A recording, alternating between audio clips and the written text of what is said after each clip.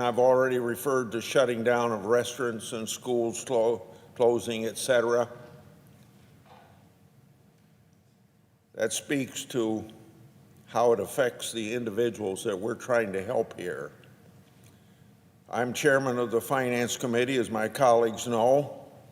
I've been working with my colleagues around the clock to find opportunities in the tax code to reduce stress on American taxpayers and the businesses that create the jobs and the businesses that are probably closed now and their workers laid off. Our small group of people, or small group of colleagues working to help the American taxpayers and the businesses so the jobs are continued, we first adopted a do-no-harm approach. We want to ensure that routine government processes don't add to the strain that everybody has out there. We do this by issuing recovery assistance to American families in the form of checks that can go out the door in a short order. These direct payments could be as much as $1,200 for individuals, $2,400 for couples, with additional assistance to families. Obviously, the purpose of this is to provide immediate relief to folks who are facing cash flow problems in their families as they stay home to stop the spread of this virus. To avoid in-person meetings with tax preparers in the midst of the pandemic, we're extending the tax filing deadline from April the 15th to July the 15th. And of course, we all know the administration has already deferred collection of taxes until, I think, July or later. So this will help families defer filing costs and avoid meetings that could put folks at risk at this time of who knows how far the effect of this virus is going to be. The deadline for quarterly estimated tax payments will also be postponed for 100 days. We encourage those able to lend a financial hand by providing additional deductions for charitable giving. This includes suspending the deduction limitation for cash donations by individuals and easing the limitation on donations of cash and food inventories by businesses. Additionally, for those who do not itemize, a new deduction will be available for everyone who gives, regardless of how you file your taxes. American businesses, as we know, are the engine of our economy, and we stand ready to help them as well. American businessmen and women are our job providers, and we need to make sure that they can keep their doors open, or if those doors are closed today, to reopen them, and the payrolls that they have going out to those individual workers and families across the nation can be maintained. Our proposal includes items to improve cash flow and liquidity for businesses of all sizes. Businesses, including the self-employed, will be able to defer their quarterly tax estimates 180 days and their employer's Social Security tax payments through 2020. We're going to increase the limit on interest deductibility. We'll speed up the recovery of the alternative minimum tax credits, and we'll relax limitations on how companies use losses from previous years to reduce their tax burdens. These are just some of the many provisions in our proposal to unburden businesses, particularly those that have liquidity problems, so that they can keep employing those who are home earning for their families and helping to prevent the spread of the virus.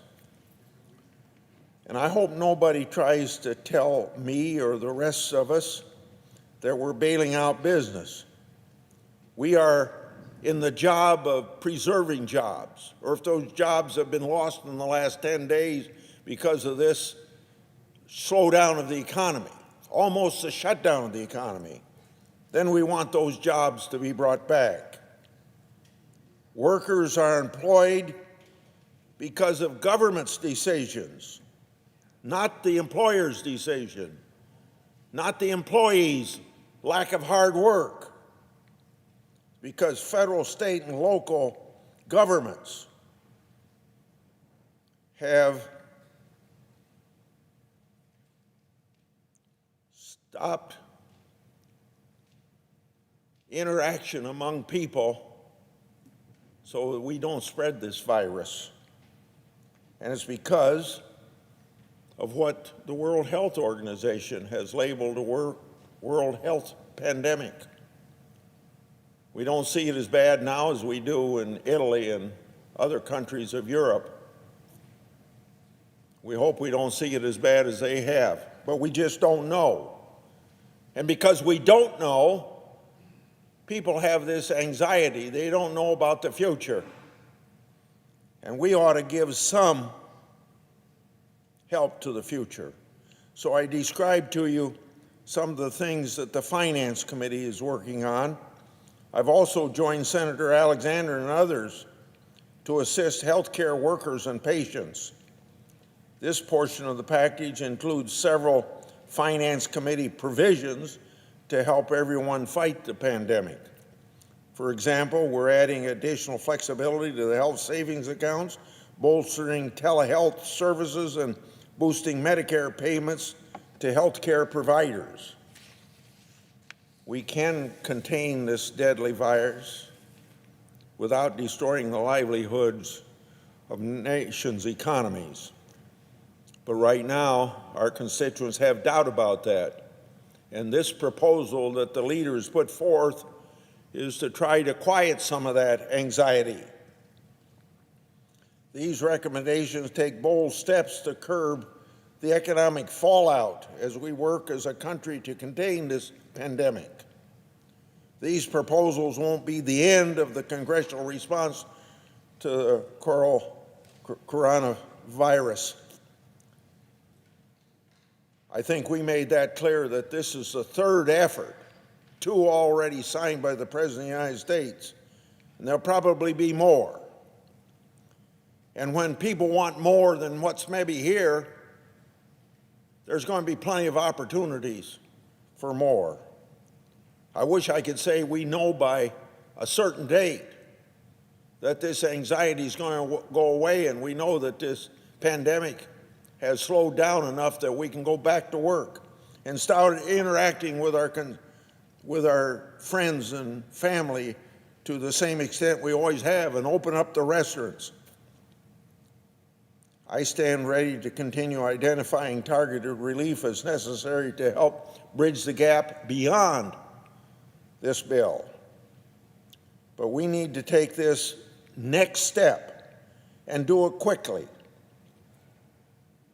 I want to thank Leader McConnell for convening our task forces to quickly provide meaningful relief to families, individuals, and all sectors of the economy.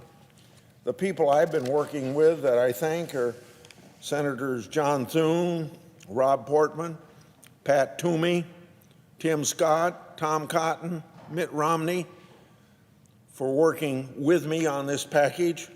Some of those members are hardworking members of the Finance Committee, and some aren't on the committee, because we wanted as broad of an opinion as we could. I know our staffs work literally around the clock, so I want to recognize their efforts as well. So many Americans are working day and night to provide essential services and efforts to combat this outbreak. We in Congress must be prepared to do the same. And that's why you heard the leader a little while ago saying that we're going to stay in until we get this job done. We ought to applaud that type of leadership. It's a commitment to keep the Senate open until we've done our part, and I look forward to working with Democrats and the administration to get this job done without delay. So maybe if we work hard Friday, Saturday, and Sunday, we can get a bill to the president next week. Nobody should be going home until we've delivered this needed relief. We all often spoke in World War II about the United States being the arsenal of democracy. Still remember, as only 9 years old, December the 7th, 1941, and then don't remember at the time, but studying history, you remember how we ramped up productions for the war effort. Can we ramp up production of the respirators, protective gears, and testing kits we need? Can we do it on the same scale we did in World War II, a scale that can help us overcome this crisis? And I suppose you all remember the cry of Remember Pearl Harbor to help us pull the country together to win that war. Can we think of kind of Remember Coronavirus as an effort to pull this country together? Because in those times, I remember we all pulled together to, let's say, just one example. We all prided ourselves in planning what we called victory gardens. We did it in unison as we sought to defeat the Axis powers. Can we pull together in the same way to slow the spread of COVID-19 till our healthcare system catches up with something that we never anticipated, never could plan for? I think this is a test of America's character, just like it was a test of our character in World War II to pull together. I yield the floor.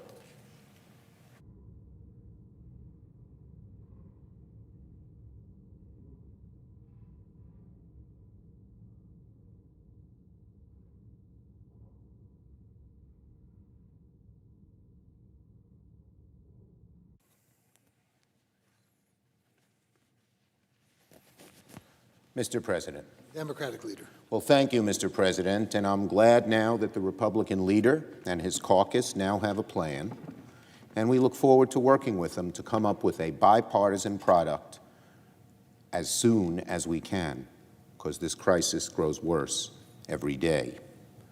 And we believe we need a bold plan, a strong plan. Our plan must put workers, the millions of workers who are adversely affected by this crisis, first. It includes service and industry workers, gig workers, freelancers, bartenders, retail workers, airline attendants, so many others. Our plan is entitled Workers First, first and foremost. We owe so much gratitude to the hardworking people of America, and many of them are in trouble now, through no fault of their own. This virus has affected some of them, has required others to be quarantined, and has caused businesses to lay off millions. We must protect them, first and foremost.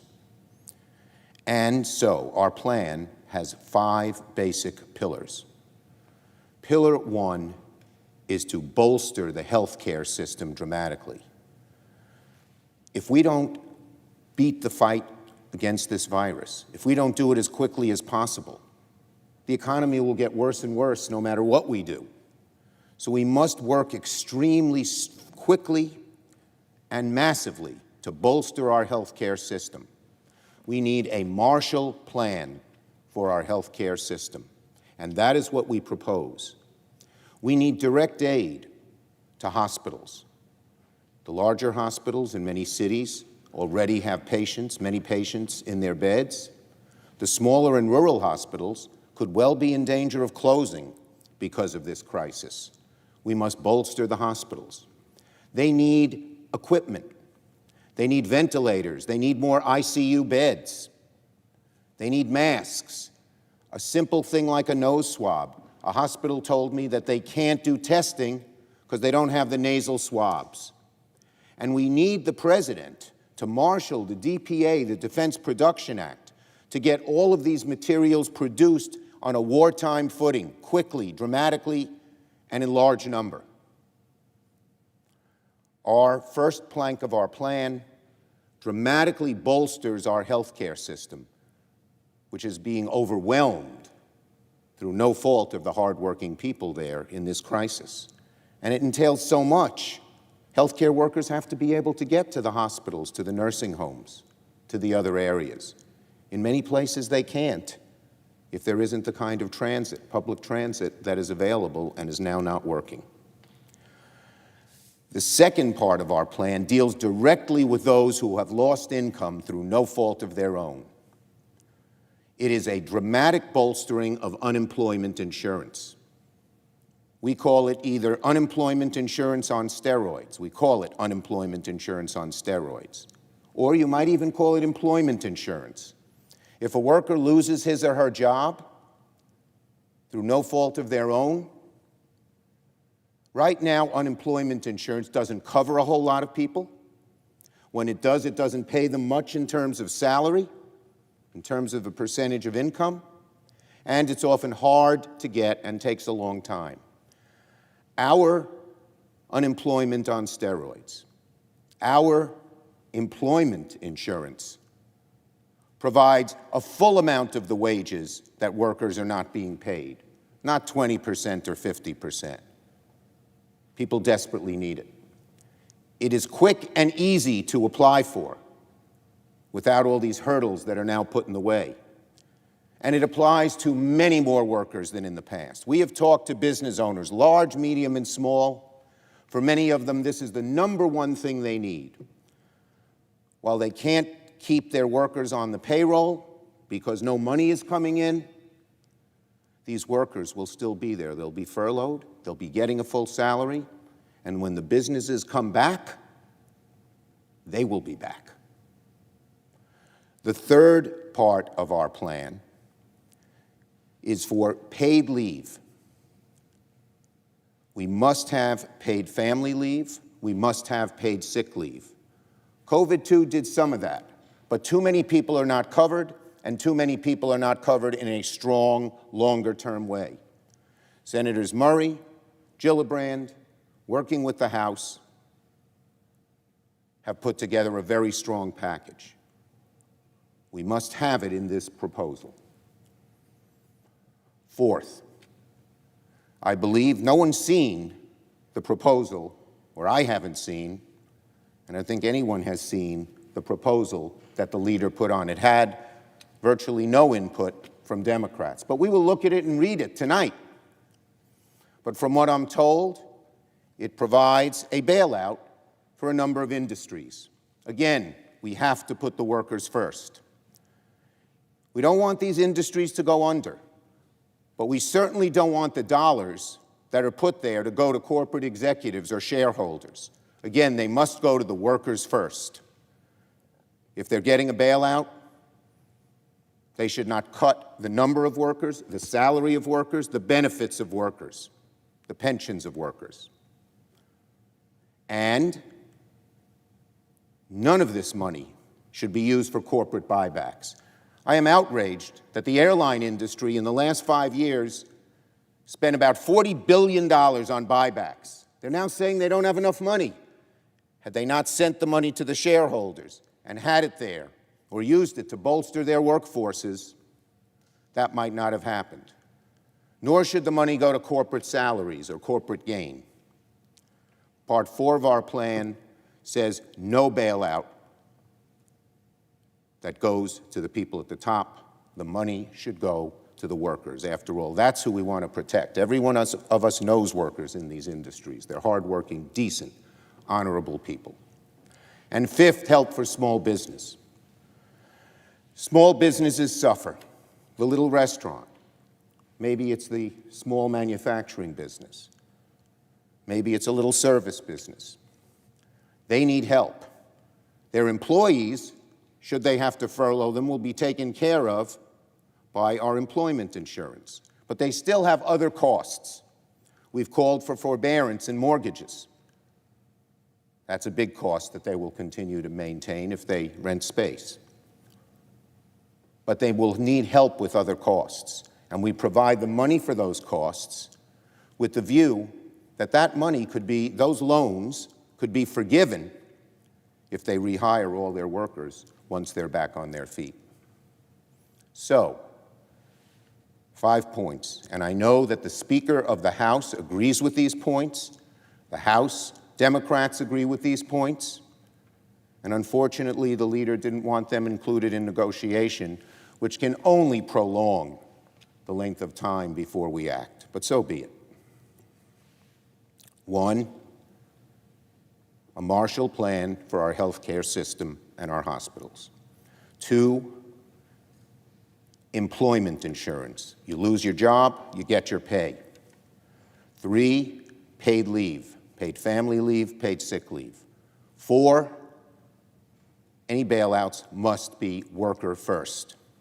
And 5, help for small business. We need to act quickly. We need to act in a bipartisan way. I hope the discussions between the various members of the committee will proceed quickly and in a spirit of compromise.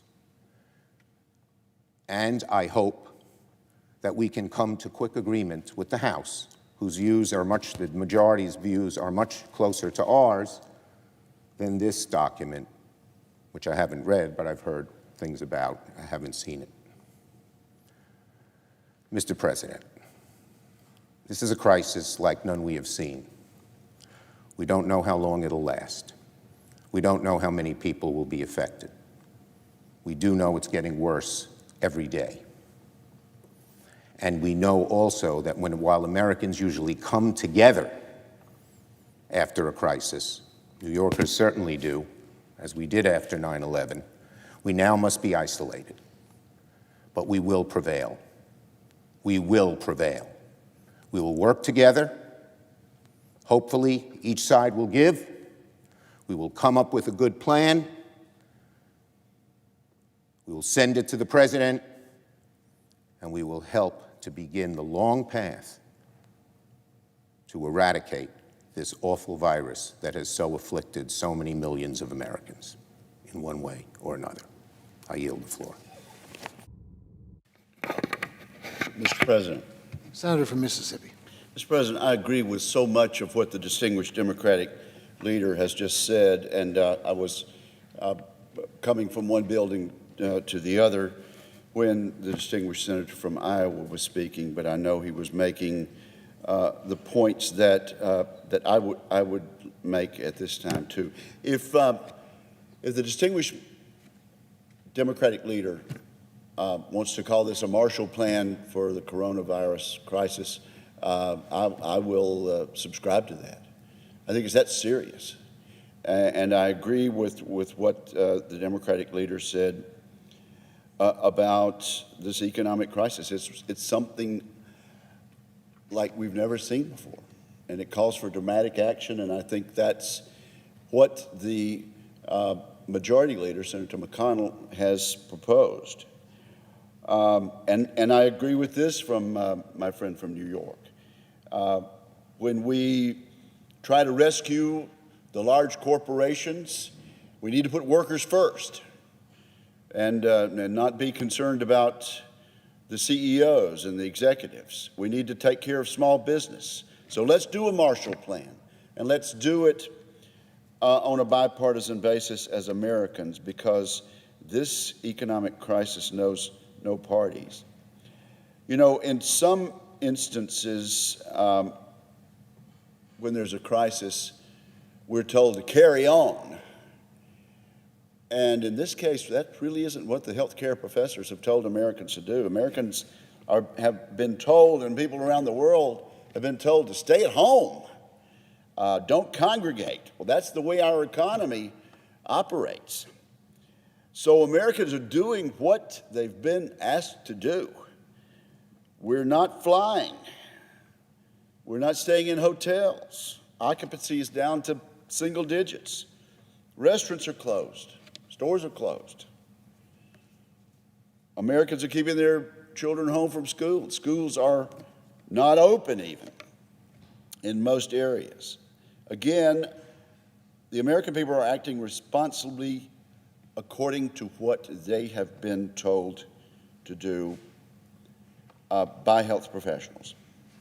The public is taking guidance, and this is having an enormous toll on our economy.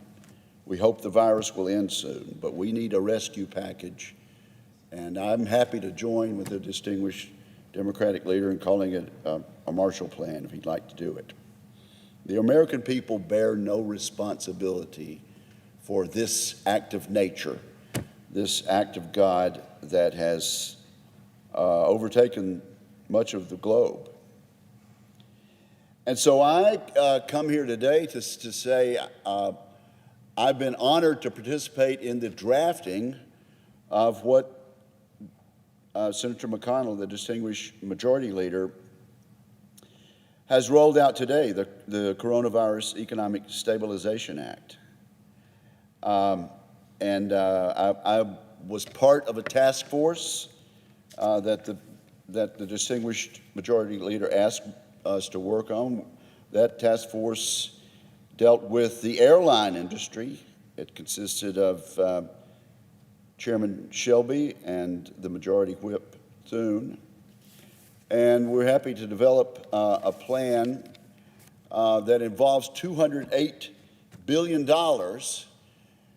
giving the Secretary of the Treasury the ability to provide loans and loan guarantees to eligible businesses that are enduring financial hardship, including the domestic airlines, including the domestic cargo carriers, if they can make the case that there's a hardship there. During this time of unprecedented economic uncertainty, it's critical that the airlines and other impacted industries have the resources they need to continue operations vital to the transportation of passengers and supplies, including food, including medical equipment, Mr. President.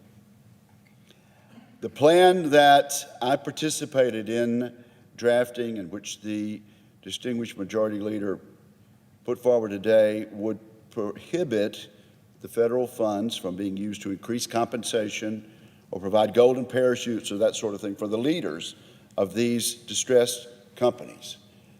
So again, I subscribe to what Senator Schumer said: protect the workers. This is no bailout. This is jobs, and this is jobs. This is loans that we expect to be paid back when times are flush again. This legislation would take an important step in putting our economy back on track for the American people. A great deal of work has gone into the draft, and much work is going to be required in the future. Tonight, tomorrow night, Saturday, and Sunday, we're in the midst of a severe economic crisis. And I'm determined to work on a bipartisan basis with people like my friend who just spoke, with Senator Cantwell, the senator from Washington, my distinguished ranking member. We have penciled in 10 a.m. tomorrow morning. I've already been on the phone with her, and we are going to be dealing with our with the legislation under the jurisdiction of our committee, the Commerce Committee. And I think we're going to be able to work as we have on so many other issues, as Americans, and not as Republicans, Democrats, as teammates rising to the occasion, answering this crisis as Americans have done so many times in the past. And so I simply rise today to say this is a time for us to come together as patriots, as Americans, and take on the task that is before us. I look forward to a hard weekend of work and a product that all Americans can be proud of. And with that, I yield the floor, Mr. President.